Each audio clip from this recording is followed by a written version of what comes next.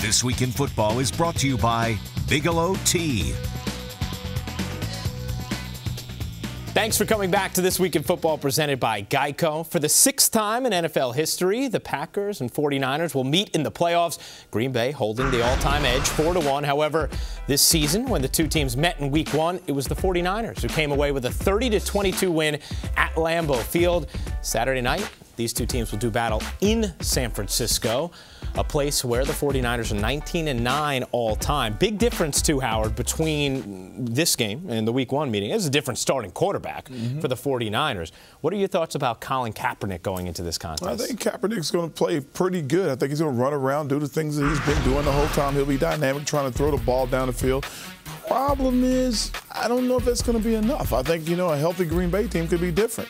I think Kaepernick, again, you see his numbers. He does a good job. He takes good care of the ball, but it's going to be a different game. Well, and normally I would say, that will the moment be too big for him? But he's actually done a pretty good job in some big spots, New England, against the Bears on Monday Night Football, of handling the moment. I just think it probably helps the Packers out a little bit that they went against Joe Webb for a lot of reasons. Number one, Joe Webb was terrible that night, but also because they ran a lot of the zone read stuff. So some of the same stuff that the Niners will run with Kaepernick, they just saw against the Vikings this past weekend.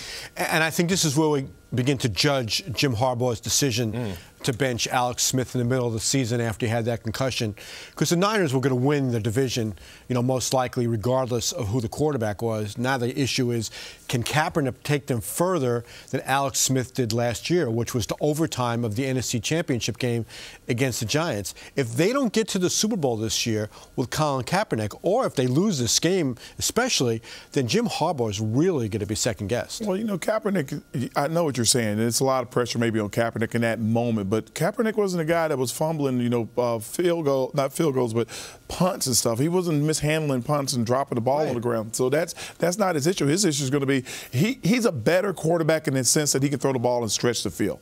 That's the thing what Harbaugh saw. That's the dynamic part of Kaepernick's game. He can stretch the field out. He can score quicker instead of having to grind it out every play, handing the ball off over and over again. Kaepernick going up against a healthier Packers defense. Charles Woodson back for this team now. San Francisco's defense, once again, excellent this year in the top 3 in points allowed and in yards allowed. They go up against a red-hot Aaron Rodgers, 11 touchdowns, no interceptions in his last 4 games, Ross. What do you make of the matchup between Rodgers and this Niners D? Yeah, but what people I think are missing, at least some people are, the Niners defense has not been the same recently.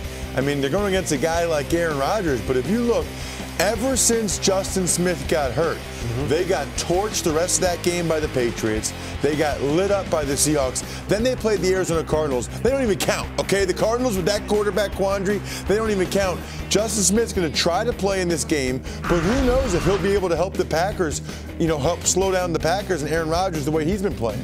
And the 49ers' road to the Super Bowl in the last 2 years, out of the number 2 seed, has been really difficult. Last year, they had that shootout game against the Saints at home at Candlestick that they barely, survived that game, and they lost at home to the Giants the next week. And now they get the Packers at home.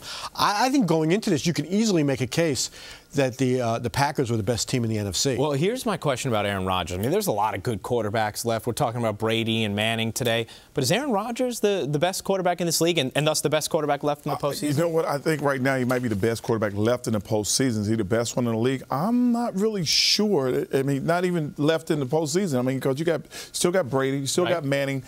I like Aaron Rodgers. I think he does a good job, but I think sometimes he holds on to the ball a little bit too long.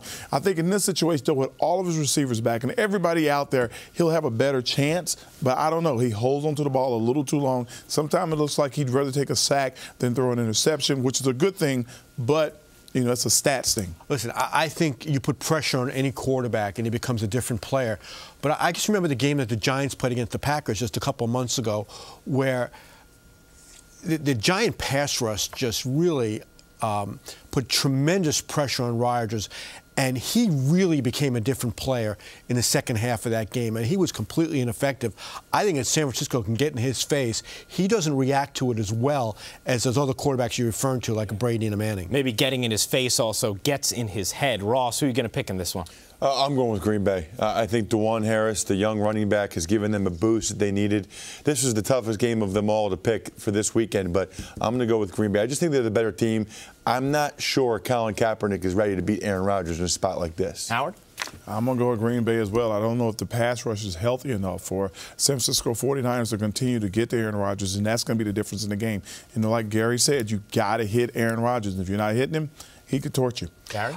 You know, although it's been a long time now, I think that Rodgers still has a chip on his shoulder about the 05 draft when his hometown 49ers passed him over to take Alex Smith in the draft. And, you know, interesting, Packers coach Mike McCarthy was the Niners offensive coordinator at that point, and he had a lot to do with taking Smith over Rodgers. I think Rodgers goes back home and gets the Packers one round further. Well, how about that? All of us are going to take the road team. We all say it will be a Packers sweep this weekend in San Francisco. The Seahawks got by Robert Griffin and the Redskins last weekend, earning a meeting with a Falcons team that has disappointed in recent years. Ryan and company break down that game when This Week in Football returns.